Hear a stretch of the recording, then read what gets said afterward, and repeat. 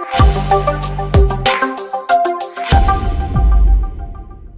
everybody. So today we're going to go through what the expectations are to complete your level 1. And we're super stoked with our recent partnership with Equinox. All you need is your level 1 to get hired there. They have over 105 gyms nationwide. They have hotels. The management wants qualified trainers. And who better to teach you than Professor Travis right now and I? We're going to go through where these 17 muscles are of the upper body, 20 of the lower body, pronunciations, and just to really set clear expectations moving forward for when you do take that level 1, which is a 10-minute test in front of at least 2 coaches. And you need to be able to name the 17 muscles of the shoulder, 20 muscles of the lower body, 8 movement patterns with regressions and progressions, and be able to design a program or a case example, which we give you on the spot, all within 10 minutes. And so, Travis, do you want to, we've already had 15 people go through our level 1, and we're really excited to launch our level 2 here very shortly. Anything that you want to touch base on before we get into this anatomy? No, I would say that's definitely important to understand where the muscles are, the actions, understanding that maybe if you have an injured client or they have something tight or something's going on with them, you can kind of assess and move them around and see what's bothering them. So understanding the anatomy is super important to do that, instead of just listing off the names of them. So and Travis is a perfect example of help Nick, as I talk about in my book. And he has the evidence firsthand where he trains at a gym with high volume, sees a lot of people, but he's able to articulate with therapists that go through his the workouts, and they're super impressed with his knowledge. And that's why we're teaching you this, because the average trainer, 90% of them quit within the first year of getting certified. And so when you have the basic foundation, when you get into your level 2, your level 3, and you move throughout this, the expectations are you're going to need to know the actions and a lot more than just the names of them and the proper pronunciations.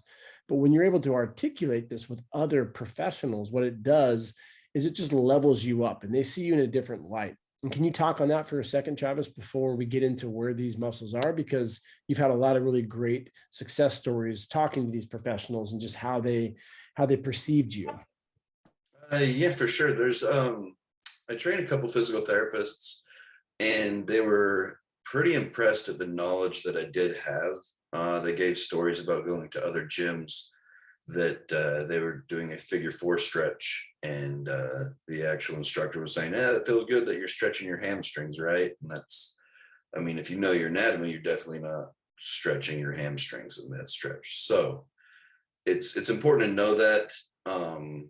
And the conversations I do have with the actual physical therapists, they're like, wow, that's super important that you actually know that. There's not a ton of trainers that actually know their anatomy and continue to level up and just grow continually from the anatomy aspect. It's just kind of like, all right, do this exercise, and there's no real understanding of why you're programming a certain exercise or rehabilitating an injury. So that's super important as well.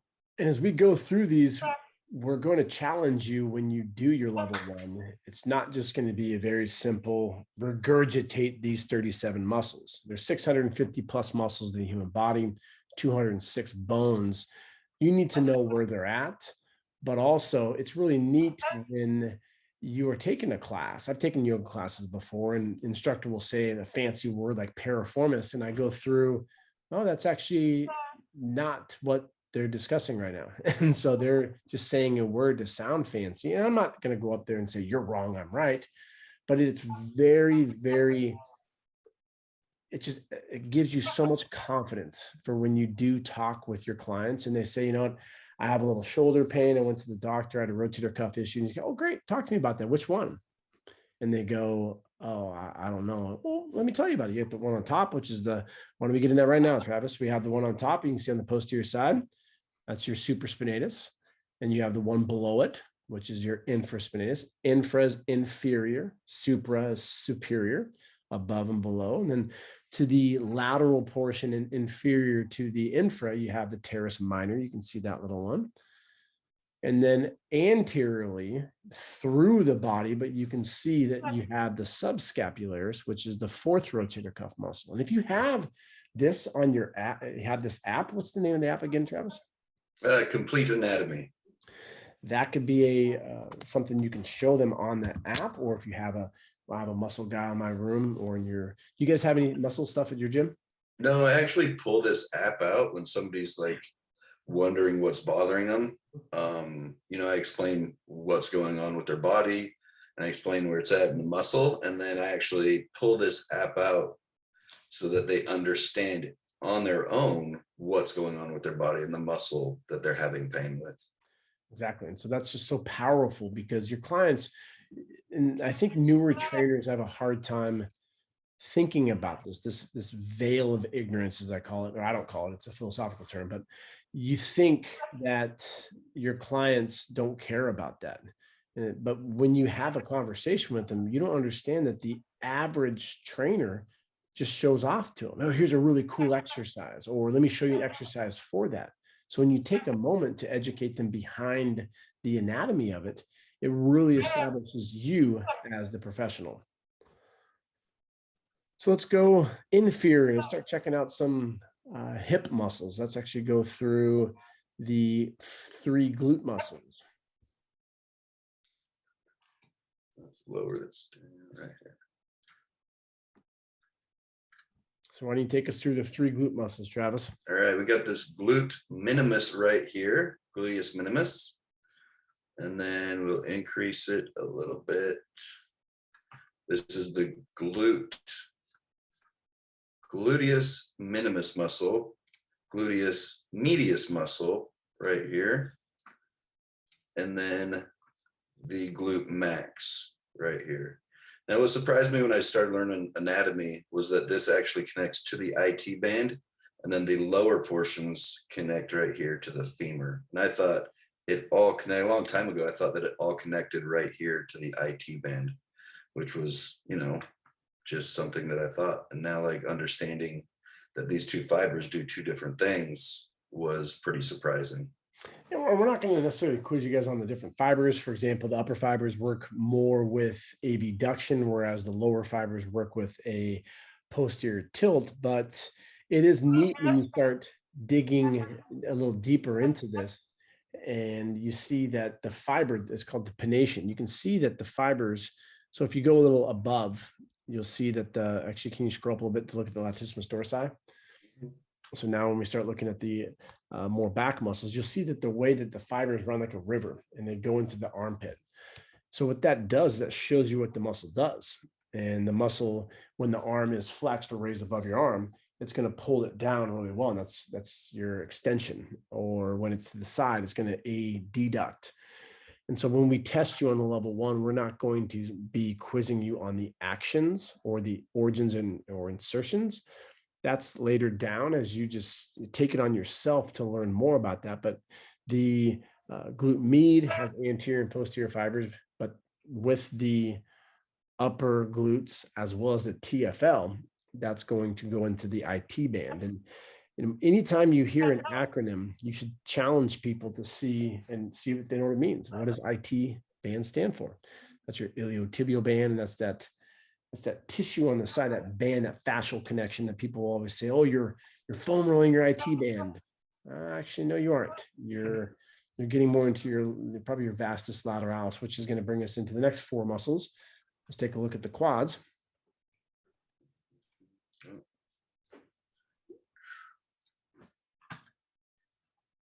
Right, there's your rectus femoris. And then I guess we need to look underneath that one.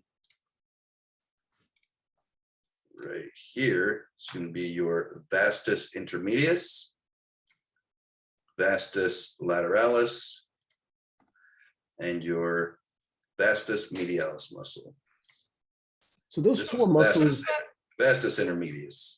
Right. Sorry, those 4 muscles go into your common.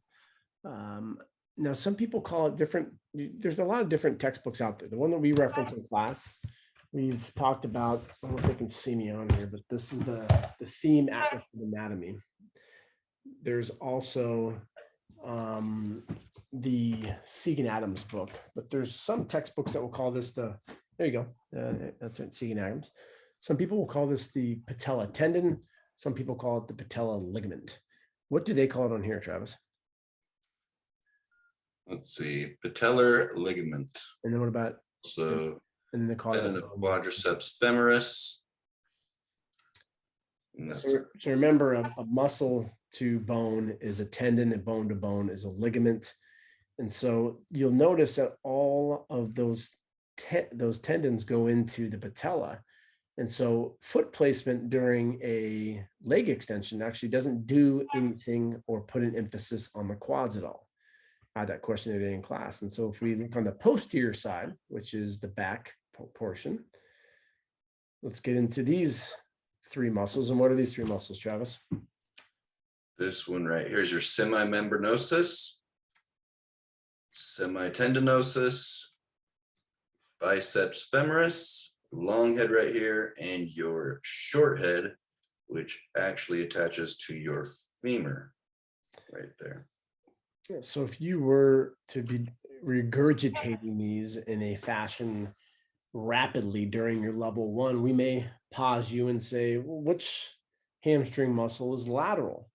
You should be able to put your hand behind your knee and feel the lateral portion, and that guitar string that you feel. What muscle is that, Travis? Right here. This is your biceps femoris. There you go. And so on the medial side, you'll feel two tendons. And those are your semitendinosus and your semimembrosus.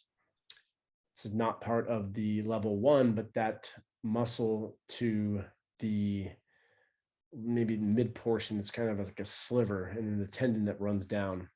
That one? Nope, that's your gracilis. What about behind the kneecap? Looks like that's behind the kneecap.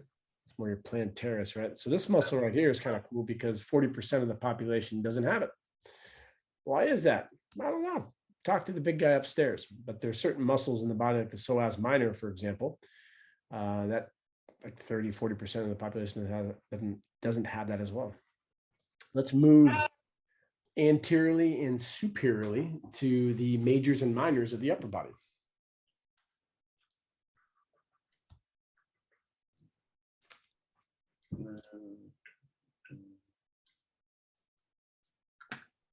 So Monday is International what? Chest day, of course. So, and what's the name of this muscle? That is your pec major. Pectoralis major. And the cool thing of when we look at this is the way the fibers go. So I'll do the example of put my hand on my chest, and you can see those fibers that run towards that middle bone, which is your sternum. They call that the sternal region of the fibers. And then you have the ones up top, or when you're in the gym, you're going to hit the incline. That's going to be your clavicular fibers. And the lower regions are what we call some people call it the sternocostal, some people call it the costal. What do they call it on here? Or do they even break it up like that? They don't? They don't break it up. I've tried to look and see where they break it up, but it's not. Sternocostal head. Yep, sternocostal head. So that's just going to be more the abdominal. Clavicular head and the abdominal part. And so, again, not to confuse you, but it's to get you to think bigger. The insertion of the pec major, you'll see over there on the corner, that's going into your armpit. So if you're doing some chest flies and a client comes in like, oh, the next day I was really sore in my armpit. Yeah, it's because that's where the pec major inserts. How about the little brother of the pec major? Pec minor, pectoralis minor. Right here.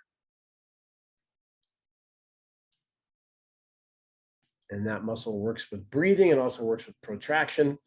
You can see it's on the rib cage and it goes to the scapula. So when we talk about the 17 muscles of the shoulder specifically, we're referencing what is going to be around the scapula. So when we look on the posterior side, we're going to have the rhomboids as well as the teres major to finish off the 5 majors and minors, or 6 majors and minors with the teres major.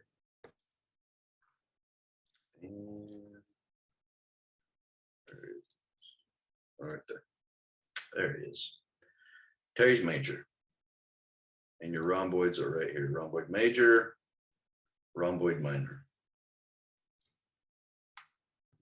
And while we're here on the posterior side, let's finish off some of those superficial muscles. So we just looked at the deeper rhomboid major and minor. That means underneath. Think about deep, like you're digging a hole, you're going down. So on top of the major and minor, which work with retraction and downward rotation, what muscle do we have on top of that? On top of the The rhomboids. there we go. Right here, traps, your trapezius. Now, if you're a NASM head, you're going to know all the overactive, underactive muscles, and you're going to have to foam roll or you die. We don't like to scare people at Show Up Fitness. We're pro movement, so we don't like saying tight or you have upper cross syndrome or you have knee valgus, you're going to die. It's like, no, you may have a little compensation aspects with your movement, but great movement experts like us, we can help you with it. So the traps are one muscle, 3 parts. You got the upper region. I think the coolest thing that most people don't realize about the upper region, it actually starts on the back part of your skull, which is your external protuberance of the occipital bone. And then we have the middle traps and then the lower traps. One muscle, 3 parts. And then we have let's go to the shoulder and talk about that muscle real quick, Travis. So we got our, right here, anterior deltoid, lateral deltoid, and posterior deltoid. So all those attach up here at your this one attaches the spinous scapula. This is the acromion scapula, and your anterior part of your deltoid attaches at the clavicular region right here. And we have 3 more bro muscles, as they call them. We have the biceps brachii. Biceps means 2. That's an anterior muscle. And when you're taking the exam, you need to say biceps brachii, not just biceps. And biceps means upper arm. You have your brachialis means upper arm. So you have your brachial artery, you have your brachioradialis, other names that use the reference point of brachial. We have the biceps on the anterior side, and on the posterior side, we have triceps. And another interesting little factoid, like we were looking at with the quadriceps, the triceps do not have an impact on wrist positioning due to radial ulnars, the 2 bones of the forearm. It does not impact that because of this tendon right here, which is called your olecranon or olecranon. Does it have a voice pronunciation on here? It does. Does it tell you how do they say it? I call it the olecranon, but I think it might be olecranon. They might even have a whole nother name for it.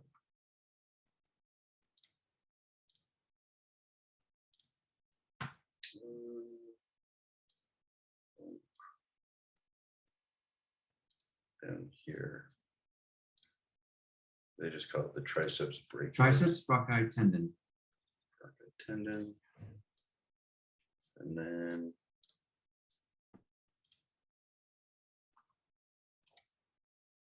it's not going to go anywhere.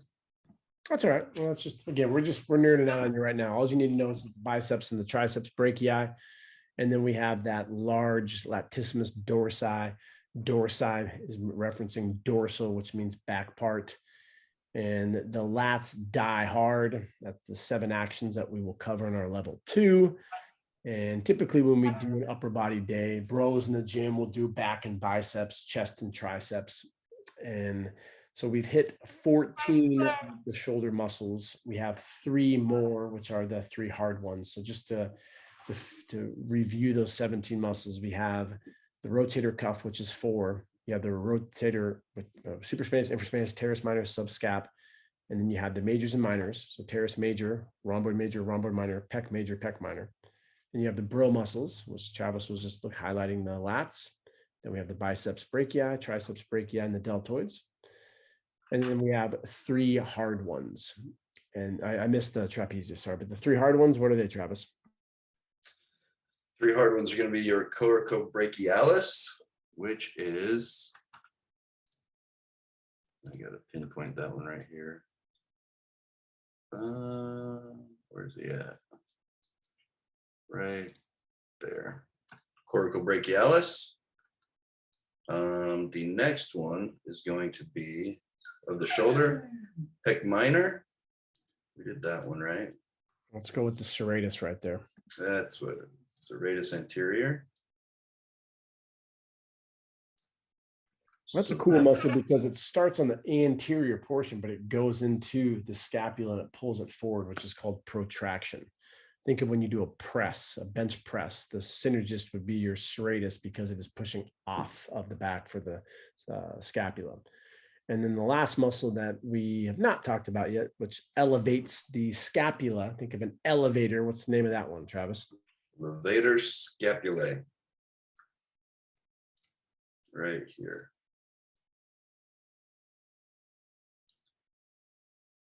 Levator scapulae. Those are the 17 muscles of the upper body. Let's finish up the lower body. We covered the 3 glutes. We covered the 3 hamstrings. We covered the 4 quads. Let's take a look at the adductors now, which are your groin muscles. This one, I always have a hard time clicking. There we go.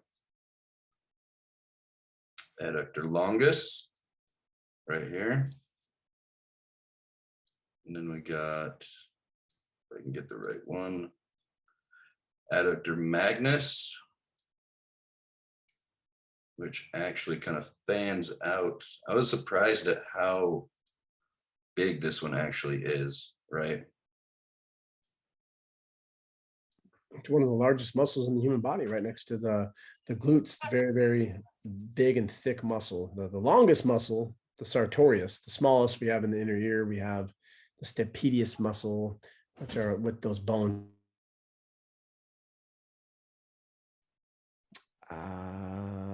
Last adductor muscle, which is your brevis, right here. So the acronym we use for the adductors: Major League Baseball, MLB, magnus, longus, and brevis. There and right there. Let's finish off with the 7 calf muscles. Let's go. So, all right, here's gonna be your soleus. Now, I was surprised when I used to do the seated calf raise, and I thought I was working my gastroc. And then, like, once I started learning anatomy, I realized I was learning, like, just working my soleus. Like, you have to change the actual position to work your actual calf muscles. So, the more you know. And then that muscle's deep to the gastroc. And so the gastroc is unique because it's biarticulate. It crosses the knee and the ankle joints. So therefore it works at both. Now, as Travis was alluding to, which is absolutely correct, but we got to remember when we do like lunges and stuff, it's always a percentage. It's not working or it's on or off. And so the gastroc is working a little bit, just not nearly as much as the soleus. Yes, it's never on and off.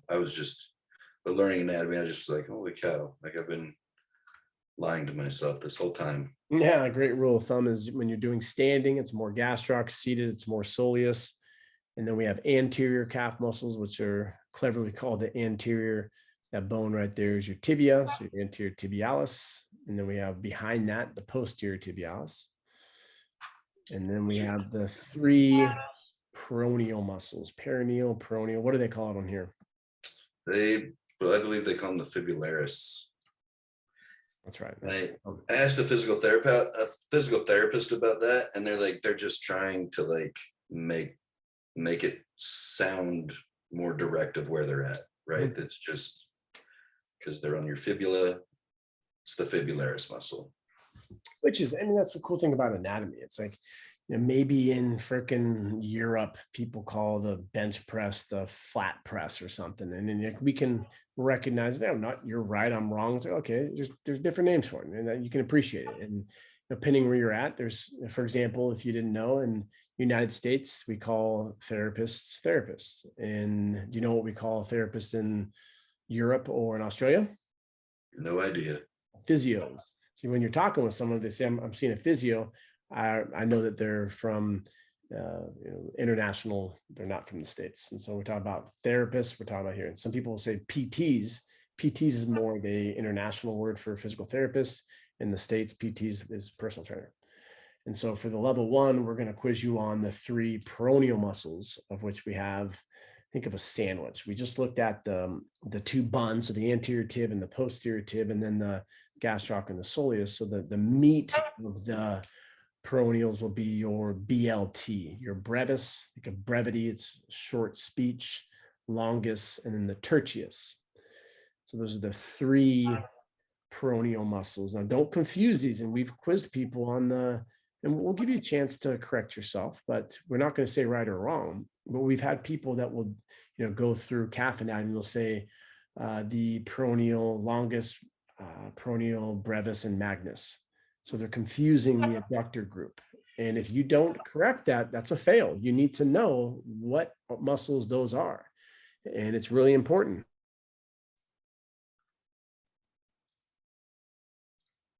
Right there. All three of those.